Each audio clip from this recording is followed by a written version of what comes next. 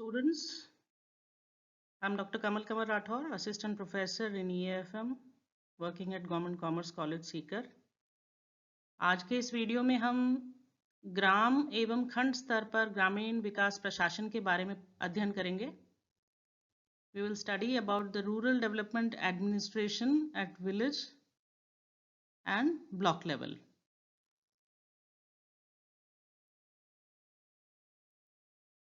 भारत में ग्रामीण विकास प्रशासन को 3 भागों में बांटा गया है। सबसे पहले ग्राम स्तर, फिर है खंड स्तर और उसके बाद जिला स्तर पर ग्रामीण विकास। ग्रामीण विकास प्रशासन में सबसे नीचे स्तर पर ग्राम पंचायतें आती है, उसके ऊपर खंड स्तर पर पंचायत समिति होती है और इसके ऊपर जिला परिषद होती है। आज के इस वीडियो में हम ग्राम पंचायत के बारे में अध्ययन करेंगे। ग्राम पंचायत के संगठन के बारे में अगर मैं बात करूं तो ग्राम पंचायत का चुनाव ग्राम सभा के द्वारा किया जाता है। गांव के जितने भी वयस्क निवासी होते हैं उनको मिलाकर एक सभा बनाई जाती है जिसे ग्राम सभा कहते हैं। ग्राम पंचायतों के चुनाव गुप्त मतदान के द्वारा जो वयस्क मताधिकारी होते हैं उनके आधार पर प्रत्येक तीसरे वर्ष किए जाते हैं। कई राज्य ऐसे भी हैं जहां पर यह चुनाव 5 वर्ष के बाद किए जाने का प्रावधान है और पंचायत के सदस्य जो होते हैं उनको पंच कहते हैं, वे पंच कहलाते हैं। और पंचों का चुनाव प्रत्यक्ष रूप से किया जाता है, डायरेक्ट रूप से किया जाता है। प्रत्येक पंचायत में पंचों की जो संख्या होती है वह गांव की जनसंख्या के अनुपात में निश्चित की जाती है या हम कह सकते हैं निर्धारित की जा सकती है। और जो मिनिमम नंबर है पंचों का, न्यूनतम 5 पंच की संख्या होती है। अगर हम चुनाव की दृष्टि से देखें तो संपूर्ण पंचायत क्षेत्र को अलग अलग वार्डों में बांट दिया जाता है तथा जो प्रत्येक वार्ड होते हैं उनसे एक पंच को चुना जाता है। राजस्थान में सरपंच और चुने हुए पंचों के अलावा 2 महिलाओं, एक अनुसूचित जाति के सदस्य और एक अनुसूचित जनजाति के सदस्य के सहयोजन की भी व्यवस्था की गई है। सहयोजन से मतलब है को ऑप्शन किया जा सकता है, बशर्ते कि वे पंच के रूप में नहीं चुने गए हों। राजस्थान के साथ ही कुछ राज्यों में महिलाओं, अनुसूचित जाति, जनजाति एवं पिछड़ा वर्ग के लोगों के लिए पंचायत में स्थान सुरक्षित किए गए हैं। राजस्थान में पंचायत चुनाव में 50% स्थान महिलाओं के लिए आरक्षित किए गए हैं। ग्राम पंचायत के सरपंच का चुनाव पंचायत के संपूर्ण जो निर्वाचक मंडल है उसके द्वारा प्रत्यक्ष रूप से किया जाता है। कई राज्य ऐसे हैं जहां पर सरपंच का चुनाव पंचों द्वारा अप्रत्यक्ष रूप से भी किया जाता है। सरपंच पंचायत के मुख्य निष्पादक के रूप में कार्य करता है, यानी कि चीफ एग्जीक्यूटिव के रूप में कार्य करता है और पंचायत सचिव कार्यालय संबंधी कार्य संपन्न करता है। जितने भी ऑफिस के काम होते हैं पंचायत से रिलेटेड वो सारे काम वो करता है। सरपंच ही पंचायत की बैठक बुलाता है और उसकी अध्यक्षता करता है। जैसे ग्राम पंचायत का बजट तैयार करना, पंचायत की निधियों को सुरक्षित रखना तथा पंचायत के खातों व अभिलेखों को ठीक से रखने का उत्तरदायित्व, ये सब सारे जो कार्य हैं ये सरपंच के द्वारा ही किए जाते हैं। अब अपने जो डिसीजंस लिए जाते हैं उन निर्णयों को कार्यान्वित करने के लिए, एग्जीक्यूट करने के लिए पंचायत की स्वयं की अपनी एक प्रशासनिक मशीनरी होती है और पंचायत के द्वारा एक सचिव या सेक्रेटरी या अन्य कर्मचारियों की नियुक्ति की जाती है। अब हम बात करते हैं कि ग्राम पंचायत के सोर्स क्या है, रेवेन्यू के, आय के स्रोत क्या क्या हैं। पंचायतों की आय के मुख्य साधन में आते हैं सरकारी अनुदान, भवनों व गाड़ियों आदि पर कर, वाणिज्यिक फसलों पर कर, यात्री कर आता है इसमें, पशुओं व वस्तुओं पर चूंगी, सरकार द्वारा अनुमोदित कोई भी राज्य कर या कर्ज या उपहार आदि। पंचायतों को भूमि, तालाब और बाजार से भी कुछ आय होती है। पंचायतों को दुकान कर, रेस्ट हाउस के प्रयोग पर शुल्क, पानी की दर आदि लगाने का भी अधिकार है। तो ये थे आय के स्रोत ग्राम पंचायत के। अब हम बात करते हैं ग्राम पंचायतों के कार्य एवं शक्तियों के बारे में। What are the various functions and powers of panchayats?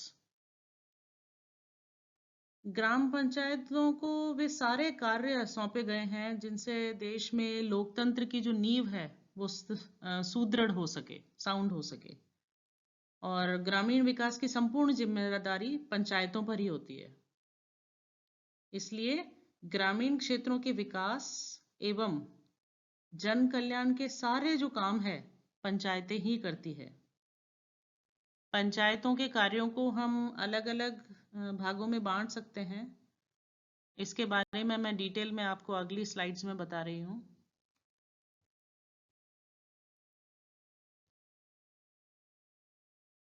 पंचायतों के कार्यों में सबसे पहले है साधारण कार्य, ऑर्डिनरी फंक्शंस।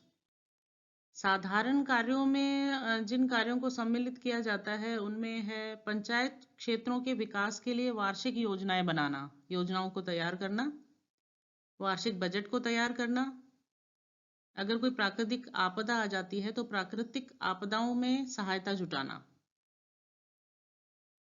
लोक संपत्तियों पर अगर कोई अतिक्रमण हुआ है तो उस अतिक्रमण को हटाना।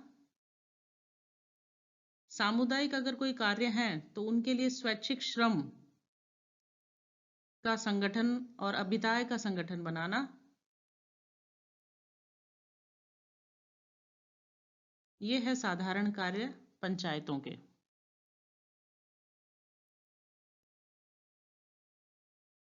पंचायतों के प्रशासन के क्षेत्र में यानी कि एडमिनिस्ट्रेटिव फंक्शंस की अगर हम बात करें तो इसमें आता है जनगणना करना, परिसरों का संख्यांकन करना। पंचायत जो सर्किल है उसमें कृषि उपज के उत्पादन को बढ़ाने के लिए कार्यक्रम बनाना। ग्रामीण विकास स्कीमों के कार्यान्वयन के लिए आवश्यक फाइनेंस की अपेक्षा है तो फाइनेंस का अरेंजमेंट करना, सर्वे करना, सर्वेक्षण करना। मेलों, तीर्थ यात्राओं और उत्सवों को जिसका प्रबंध राज्य सरकार या किसी पंचायत समिति द्वारा नहीं किया जा सकता है उनकी स्थापना करना, रखरखाव करना, सारा अरेंजमेंट करना। बेरोजगारों की सांख्यिकी को तैयार करना, डाटा को तैयार करना। ऐसी शिकायतों की समुचित व्यवस्था करना, रिपोर्ट करना जो पंचायत द्वारा दूर नहीं की जा सकती हो। जन्म, मृत्यु और विवाह का ऐसी रीति और ऐसे प्रारूप में रजिस्ट्रेशन करना जो राज्य सरकार द्वारा साधारण या विशेष आदेश द्वारा अधिकथित किया गया हो। और पंचायत सर्कल के भीतर गांव के विकास के लिए योजनाएं तैयार करना। ऐसे अन्य कई कार्य हैं जो पंचायतें प्रशासन के क्षेत्र में करती है। अगला कार्य है कृषि विस्तार सहित कृषि, एग्रीकल्चर इंक्लूडिंग एग्रीकल्चर एक्सटेंशन। कृषि विस्तार सहित कृषि से तात्पर्य है एग्रीकल्चर और एग्रीकल्चर से रिलेटेड जो एक्टिविटीज हैं उन सब से। तो इसमें जो मेन आता है वो है कृषि और बागवानी की उन्नति के लिए प्रयास करना, विकास के लिए प्रयास करना। और अगर कोई बंजर भूमि है तो उसका विकास करना, चारागाहों का विकास करना, उनके रखरखाव का विकास के संबंध में कार्य करना आदि।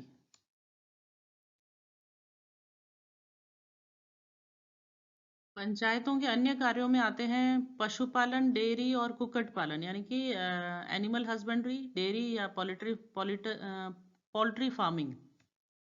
इसके अलावा इसमें आता है फिशरीज। इसके अलावा इसमें आता है सामाजिक और फार्म वानिकी यानी सोशल एंड फार्म फॉरेस्ट्री, लघु वन उपज, माइनर फॉरेस्ट प्रोड्यूस और ईंधन और चारा यानी फ्यूल एंड फॉडर।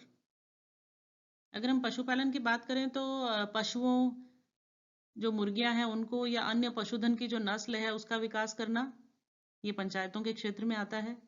डेयरी उद्योग का विकास करना, चारागाह का विकास करना, ऐसी जमीन का विकास करना जिसमें पशुओं को चराया जा सके।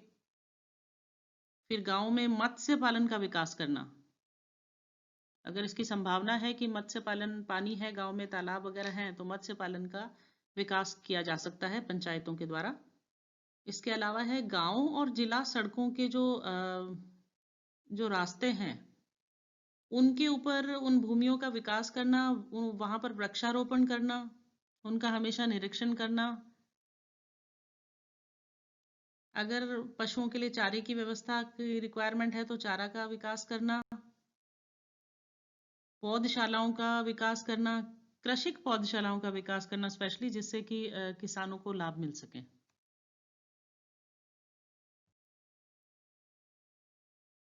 पंचायतों के अन्य कार्यों में है लघु सिंचाई, स्मॉल इरिगेशन, खादी ग्राम और कुटीर उद्योग, khadi village and cottage industry, ग्रामीण आवासन यानी कि रूरल हाउसिंग। 50 एकड़ तक सिंचाई करने वाले जलाशयों का नियंत्रण और रखरखाव का कार्य पंचायतों द्वारा ही किया जाता है। इसके अलावा गांवों में खादी उद्योग को बढ़ावा देना, कुटीर उद्योग को बढ़ावा देना और गांवों के विकास के लिए, उनके फायदे के लिए चेतना शिविरों का आयोजन करना, सेमिनार्स का आयोजन करना, प्रशिक्षण कार्यक्रम चलाना, कृषि और औद्योगिक प्रदर्शनियों का आयोजन करना, जिससे कि ज़्यादा से ज़्यादा गांव के लोगों को उसका फ़ायदा मिल सके। और ग्रामीण आवासन यानी रूरल हाउसिंग की अगर बात करें तो अपनी जो आधिकारिक क्षेत्र में आते हैं उनके भीतर मुक्त आवास स्थलों का आवंटन। कोई गरीब है तो उनको हाउस का अलॉटमेंट किया जाए। आवासों, स्थलों या कोई अन्य प्राइवेट या लोक संपत्तियों से संबंधित कोई डेटास रखना है तो ये कार्य भी पंचायत क्षेत्र के अंदर ही आता है।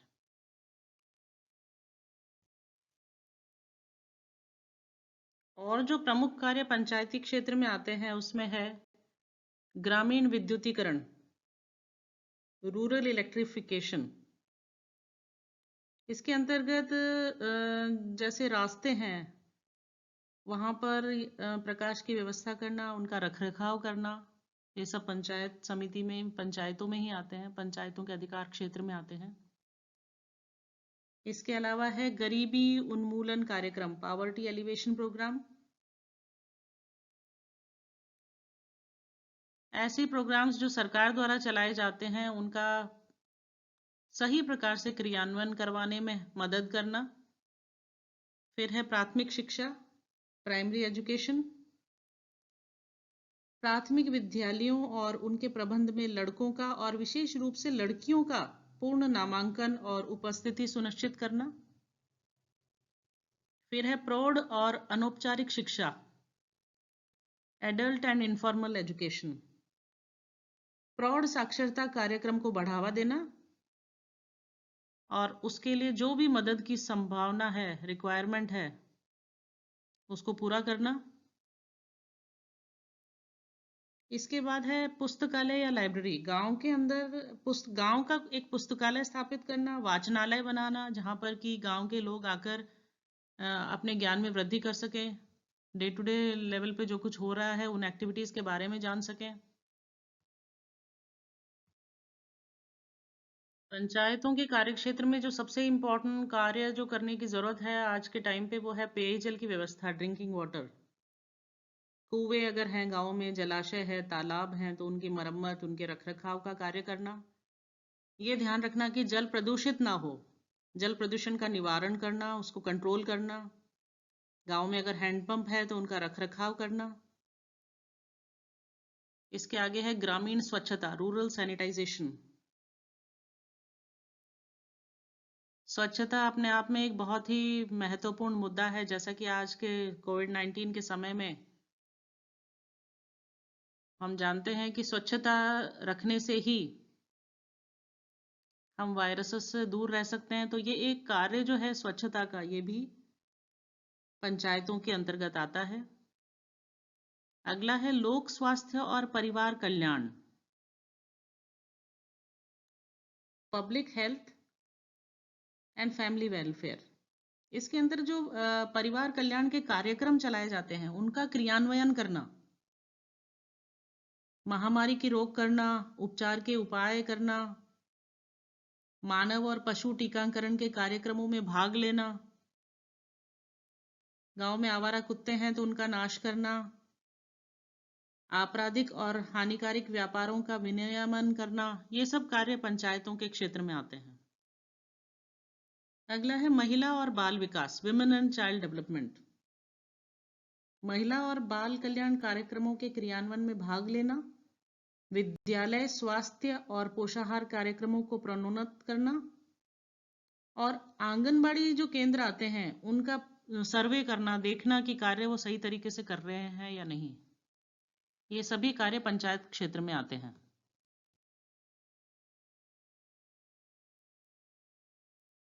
नेक्स्ट है कमजोर वर्गों, विशेषतः अनुसूचित जाति जनजातियों के कल्याण के लिए कार्य करना,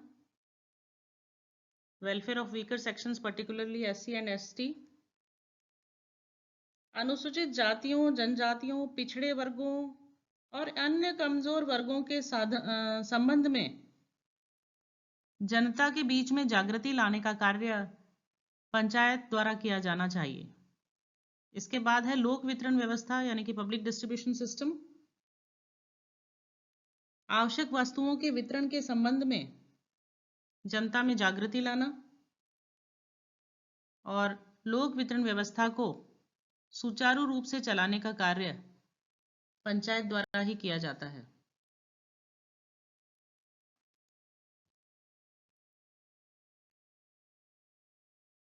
आज के इस वीडियो में हमने ग्राम एवं खंड स्तर पर ग्रामीण विकास प्रशासन के बारे में अध्ययन किया। इसमें जो हमने पढ़ा वो ग्राम पंचायत कैसे कार्य करती है, क्या होती है ग्राम पंचायत, उसके बारे में इसका हमने अध्ययन किया। धन्यवाद।